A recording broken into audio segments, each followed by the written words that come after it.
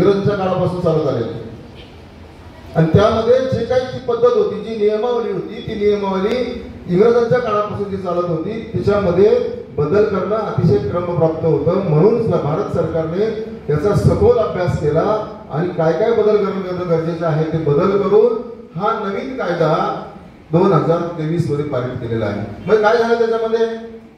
पहिला होता आपल्याकडे भारतीय दंड संहिता. त्याच्यामध्ये दंड संहिता असं नाव होतं, भारताच्या दंड संहिता. एखाद्याने गुन्हा केला असेल, एखाद्याने चोरी केली असेल तर त्या चोरीसाठी त्याला काय प्रोसिजर आहे, कशा पद्धतीने त्याची कार्यवाही केली जाते आणि त्यासाठी काय दंड दिला जातो ती भारतीय दंड संहितेमध्ये उल्लेख केला होतो. आता तो भारतीय दंड संहिता बदललेली आहे. आता काय नाव ठेवलेलं आहे? भारतीय न्याय संस्था. या शब्दातच उल्लेख केलेला आहे न्याय.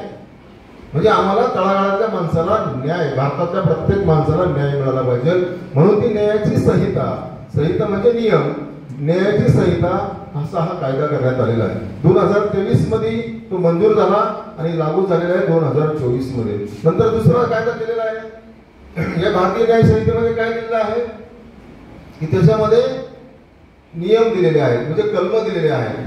खून केला असेल तर काय आहे, चोरी केली असेल तर काय आहे, विनयभंग केला असेल तर काय आहे, एखाद्या मुलीवरती अत्याचार केला असेल तर काय आहे, ही सगळी तरतूद भारतीय न्याय संहितेमध्ये केलेली आहे. तर मॅडम आपल्याला सगळ्यांना सांगतीलच. आणि त्यानंतर भारतीय सुरक्षा कायदा जो आहे, भारतीय नागरिक सुरक्षा कायदा जो आहे, हा कायदा वापरायचा कसा याची त्याबाबत तरतुदी केलेली आहे.